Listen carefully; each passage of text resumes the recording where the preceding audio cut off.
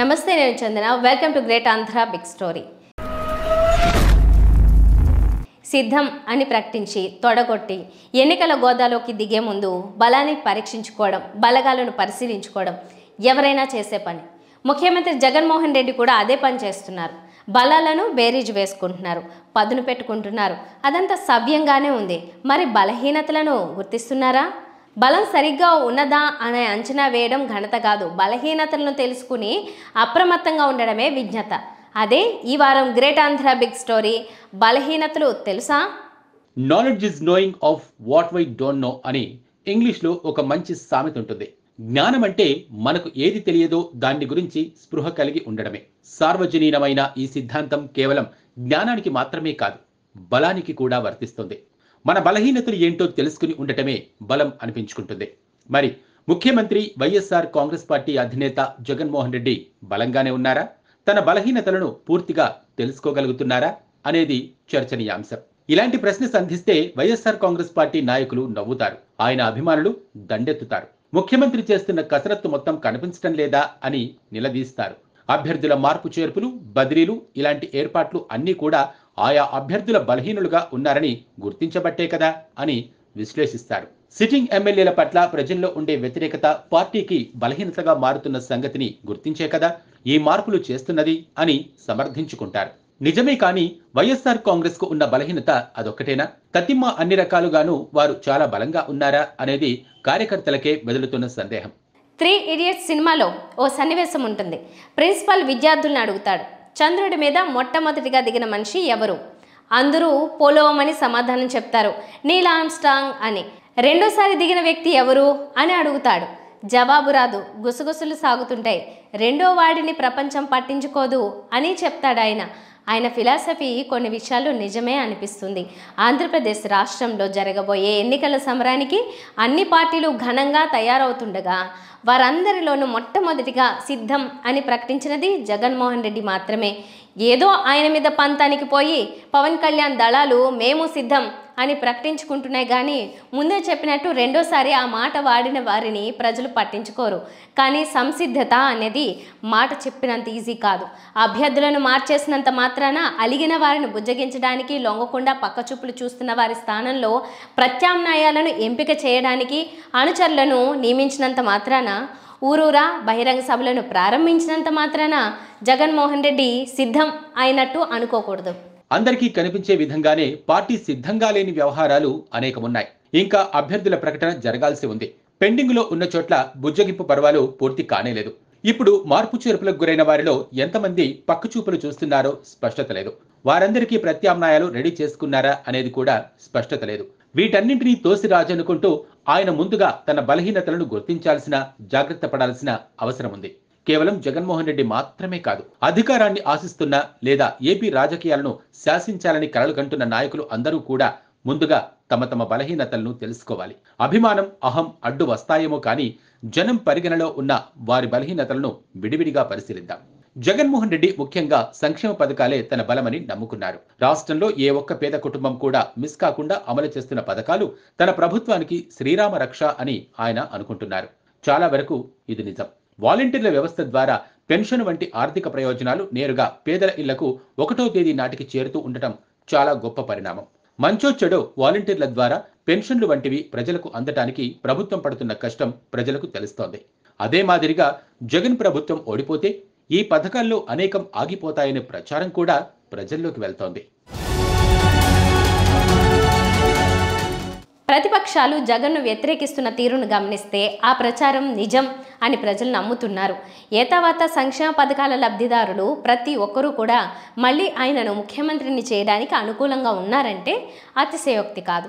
కానీ ప్రభుత్వం మీద జగన్ పట్ల ఉండే ప్రజాభిమానాన్ని ఓట్లుగా బదలాయించే వ్యవస్థ ఆ పార్టీకి పటిష్టంగా ఉన్నదా?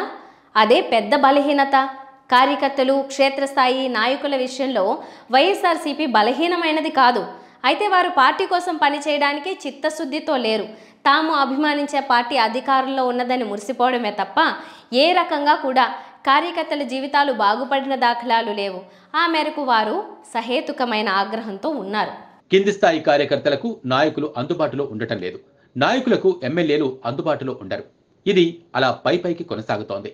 ఎమ్మెల్యేలకు ముఖ్యమంత్రి అందుబాటులో ఉండరు. క్షేత్రస్థాయి పార్టీ నేతలకు అందుబాటులో ఉండటం అంటే నాయకులు, ఎమ్మెల్యేలు కూడా భయపడుతున్నారు. వారు అడిగిన పనులు చేయగల స్థాయి వీరికి ఉండటం లేదు. పార్టీ వారు చిన్న చిన్న కాంట్రాక్టులు చేసుకుంటే వాటికి బిల్లులు రావటం లేదు.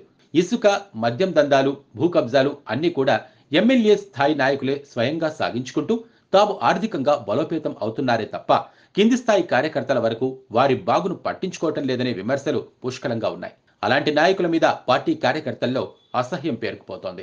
ఇలాంటి నేపథ్యంలో అసహ్యించుకుంటున్న వారిని మార్చి మరొకరిని పోటీకి నిలిపినంత మాత్రాన కార్యకర్తలు అంత ఈజీగా నమ్ముతారా? పార్టీ విజయం కోసం మనస్ఫూర్తిగా కష్టపడేలా నిర్దిష్ట లక్ష్యానికి పునరంకితం కాగలరా అనేది సందేహం. వైఎస్ఆర్ కాంగ్రెస్ పార్టీకి ఓట్లున్నాయి, కానీ అనేక పొరలుగా బలహీనతలు ఆ ఓట్లకు అడ్డుపడుతున్నాయి. చంద్రబాబు దుష్ట సైన్యాన్ని, వారి కుట్రల్ని, వారి కుతంత్రాల్ని చీల్చి చెండాడటానికి మళ్ళీ మన వైఎస్ఆర్సీపీ ప్రజా సైన్యం, మన క్యాడర్, మన లీడర్ను, మన అభిమానులు, నా కుటుంబ సభ్యులైన మీరంతా కూడా మరొక్కసారి అడుగుతా ఉన్నాను, సిద్ధమేనా చెప్పి అడుగుతా ఉన్నాను మరొక్కసారి. ముఖ్యమంత్రి జగన్మోహన్ రెడ్డి తడబాట్లు కూడా పార్టీకి చేటు చేస్తున్న మరో రకం బలహీనత. అభ్యర్థులను ఎడాపెడా మారుస్తున్నారు సరే, కానీ నిర్ణయాత్మకంగా ఉండడం నాయకుడికి అవసరం. జగన్ అలా వ్యవహరించలేకపోతున్నారు. మారుస్తున్న వారిని ప్రకటనకు ముందే అందుకు ఒప్పించడంలో జగన్ విఫలం అవుతున్నారు. అదే జరిగితే పార్టీ పరువు తీసేలా ఇన్నేసి తిరుగుబాట్లు ఇవాళ వ్యక్తమయ్యేవి కాదు. ఏకఛత్రాధిపత్యంతో పార్టీని నడుపుతున్న నాయకుడు ఎందుకు మార్పు చేర్పులకు గురవుతున్న వారిని ముందే ఒప్పించలేకపోతున్నారనేది అర్థం కాని ప్రశ్న. అలాగే ఆయన వ్యూహాలు కొన్ని అగమ్య గోచరంగా సాగుతున్నాయి. ఎక్కడి నుంచి అందుతున్నాయో కానీ సలహాలు ప్రభుత్వాన్ని గాడి తప్పిస్తున్నాయి. సంక్షేమ పథకాల ద్వారా అర్బన్ ఓటర్ను దూరం చేసుకుంటున్న ముఖ్యమంత్రి ఆ వర్గాన్ని తిరిగి దరికి చేర్చుకోవడం గురించి ఏమాత్రం పట్టించుకోవడం లేదు. వారు సంతృప్తి చెందగల పాలన మీద దృష్టి కేంద్రీకరించడం లేదు. సమయం మించిపోలేదు, అధికారం చేతిలో ఉంది, ఎన్నికల ఆంక్షలు రావడానికి ఇంకా వ్యవధి ఉంది. ఈలోగా బోలెడంత కసరత్తు చేయవచ్చు. తెలుగుదేశం అధినేత చంద్రబాబు నాయుడిది ఇంకా చిత్రమైన పరిస్థితి. ఆ పార్టీకి రాష్ట్రమంతా కార్యకర్తల బలం ఘోరంగా ఏం మారిపోలేదు. పార్టీ కోసం పనిచేసే మనుషులు ఉన్నారు. అయితే ఇక్కడ ఆ కార్యకర్తల చిత్తశుద్ధి కాదు సమస్య. పార్టీ అధినేత చిత్తశుద్ధి, నిజాయితీ మీదనే వారికి నమ్మకం లేదు.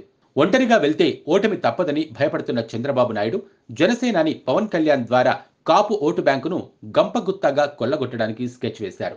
పవన్ ను ఆయన తన బలంగా భావించుకుంటున్నారు. కానీ ఆయనకు తెలియని సంగతి ఏంటంటే అదే ఆయన పార్టీకి బలహీనత అవుతోంది. పవన్ కళ్యాణ్తో పొత్తు కారణంగా ఒకవైపు వైసీపీ ప్రచార పర్వంలో దూసుకెళ్లిపోతుండగా తెలుగుదేశం అభ్యర్థుల ఎంపికలో అడుగు ముందుకు వేయకపోవటం కాదు కదా, కనీసం సీట్లను పంచుకోవటం కూడా చేతకాక చేష్టలుడిగి చూస్తోంది. పవన్ కళ్యాణ్ చంద్రబాబు పల్లకి మోయటానికి తనకు తోడుగా మోదీని తెచ్చుకోవడానికి ఢిల్లీ చుట్టూ తిరుగుతున్నారే తప్ప ముందుగా సీట్లు పంచుకుని అభ్యర్థుల్ని ఎంచుకుని వారిని సిద్ధం చేసుకోవడంపై దృష్టి పెట్టలేదు. పవన్ తో పెట్టుకున్నందున ఆ అలసత్వం తెలుగుదేశానికి పెద్ద బలహీనత అవుతోంది.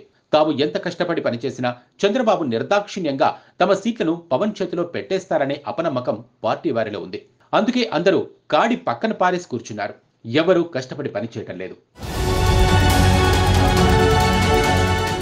చంద్రబాబు నాయుడు పచ్చ మీడియా తన బలం అని అనుకుంటున్నారు, కానీ వారు చేస్తున్న అతి ఆయనను తెదేపాను భ్రష్టు పట్టిస్తోంది. జగన్ సర్కారు ఏం పని చేస్తోందన్నది ఎవరు చెప్పినా చెప్పకపోయినా క్షేత్రస్థాయిలో సంక్షేమ ఫలాలు చూస్తున్న ప్రజలకు తెలుసు. పచ్చ మీడియా అదే పనిగా తప్పుడు ప్రచారం చేయడం వల్ల ప్రజలందరూ పార్టీని అసహించుకుంటున్నారు. చిన్నబాబు నారా లోకేష్ అసమర్థత అనేది చంద్రబాబు నాయుడుకు, తెలుగుదేశం పార్టీకి సంస్థాగతంగా ఉన్న పెద్ద బలహీనత. చంద్రబాబు నాయుడు తర్వాత పార్టీ పరిస్థితి ఏమిటి అనే విషయంలో సీనియర్ నాయకులందరూ అగమ్య గోచరంగా ఉన్నారు. లోకేష్ చేతకానితనం వల్ల పార్టీ మునుగుతుందనే అందరికీ ఒక నమ్మకం. చంద్రబాబు ఎన్ని జాకీలు వేసి లేపుతున్నప్పటికీ కొడుకును సమర్థుడిగా నిరూపించలేకపోతున్నారు. పైగా చంద్రబాబు నాయుడుకు ప్రజల్లో విశ్వసనీయత లేదు. ఏదో అనుభవం ఉన్న నాయకుడు కదా అని రాష్ట్రం ఏర్పడిన తర్వాత తొలి పాలన అధికారం అప్పగిస్తే ఆయన చేసిన మాయ, వంచన, గారడీ పనులను ప్రజలు ఇంకా మర్చిపోలేదు. లాస్ట్ ఛాన్స్ అంటూ దేవిరించినంత మాత్రాన ప్రజల్లో నమ్మకాన్ని నింపలేకపోవడమే ఆయన ప్రధాన బలహీనత.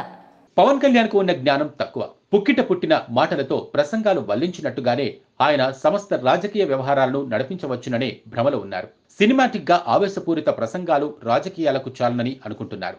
ప్రజల సమస్యల గురించి ఆవేశంగా మాట్లాడేస్తే, ప్రభుత్వం మీద బురద చల్లేస్తే సరిపోతుందని అనుకుంటున్నారు.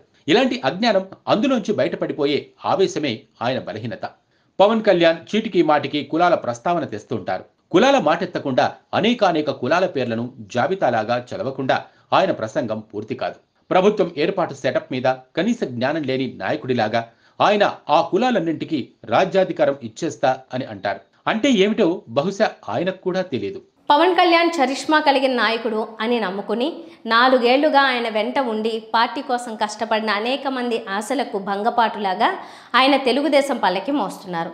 తమ కలలకు గండిపడ్డదని పవన్ మీద రగిలిపోతున్న కార్యకర్తలు, నాయకులు చాలామందే ఉన్నారు. తెలుగుదేశంతో చిన్న అవమానాలు ఎదురైనా సర్దుకుంటూ పోవాలని ఆయన సునాయాసంగా పార్టీ నేతలకు పిలుపు ఇవ్వవచ్చు, కానీ అంత తేలిగ్గా ఆత్మాభిమానాన్ని చంపుకోవడానికి పార్టీ వారు సిద్ధంగా లేరు. ఇవన్నీ కూడా పవన్ బలహీనతలే. షర్మిలను వైఎస్ రాజశేఖర రెడ్డి కూతురుగా గుర్తించడానికి ఏపీలోని తెలుగు ప్రజలు, వైఎస్ఆర్ అభిమానులు హ్యాపీగా ఒప్పుకుంటారేమో. కానీ ఆమె వైఎస్ఆర్ తనయ గనుక ఆమె మాటలు నమ్మి తనేడు జగన్ సామ్రాజ్యానికి బీటలు కొట్టడానికి ఎగబడి వస్తారా అనేది మాత్రం సందేహమే.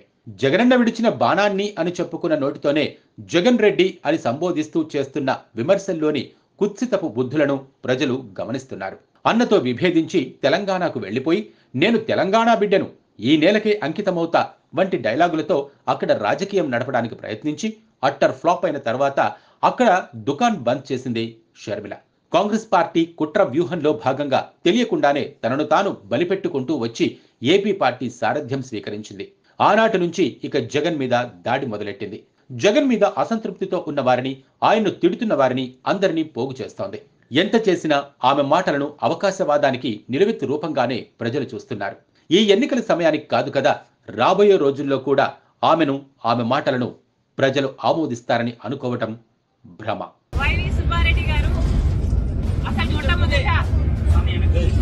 జగన్ రెడ్డి గారు అనడము వాళ్ళకు నచ్చలేదు. సరే, మీకు జగన్ రెడ్డి గారు అని నేను అనడం మీకు నచ్చకపోతే ఇప్పటి నుంచి జగనన్న గారు అనే అనడం నాకేం అభ్యంతరం లేదు. కానీ వైవి సుబ్బారెడ్డి గారు వాళ్ళు చేసిన డెవలప్మెంట్ ని చూపిస్తామన్నారు. సరే సార్, మీరు చేసిన డెవలప్మెంట్ ని చూపించండి, మేమంతా సిద్ధంగా ఉన్నాం చూడడానికి. డే టు టైం మీరు చెప్పినా సరే, మమ్మల్ని చెప్పమన్నా సరే, మీరు చేసిన అభివృద్ధి ఏమిటో చూపించండి. మేమే కాదు, మీడియా వాళ్ళు కూడా వస్తారు, మేధావులు కూడా వస్తారు, ప్రతిపక్ష పార్టీలు కూడా వస్తాయి. మా అందరికీ చూపించండి. మేమందరం కూడా మీరు చేసిన అభివృద్ధి ఏమిటి, మీరు కట్టిన రాజధాని ఎక్కడ, మీరు నడుపుతున్న మెట్రోలు ఎక్కడ, మీరు కట్టిన పోలవరం ఎక్కడ, మీరు చేసిన డెవలప్మెంట్ కూడా ఆంధ్రప్రదేశ్ లో అందరూ కళ్ళల్లో వచ్చేసుకొని చూస్తున్నాము, చూపించండి. నాయకులు ముందుగా తమ బలహీనతలను తెలుసుకోవాలి. వాటిని దిద్దుకుంటూ ముందడుగు వేయడమే వారిని బలోపేతులు చేస్తుంది. బలాల విషయంలో ఏ పార్టీ తిరుగులేని శక్తిగా ఆవిర్భవిస్తుందనేది ప్రధానం కాదు. ఏ పార్టీ తమ బలాన్ని ప్రజాదరణగా మార్చుకుంటుందో అధికారంలోకి వస్తుందనేదే ముఖ్యం. ఆ విషయం 2 నెలల్లో తేలుతుంది. అన్ని పార్టీలు తమ బలహీనతలను నిజాయితీగా ఒప్పుకుని దిద్దుకునే ప్రయత్నం చేస్తే కనుక భవిష్యత్తును తేల్చే ఎన్నిక రసవత్తరంగా ఉంటుంది. ఇది వాళ్ళ బిగ్ స్టోరీ. మరిన్ని టాపిక్స్తో మళ్ళీ కలుద్దాం. నమస్తే.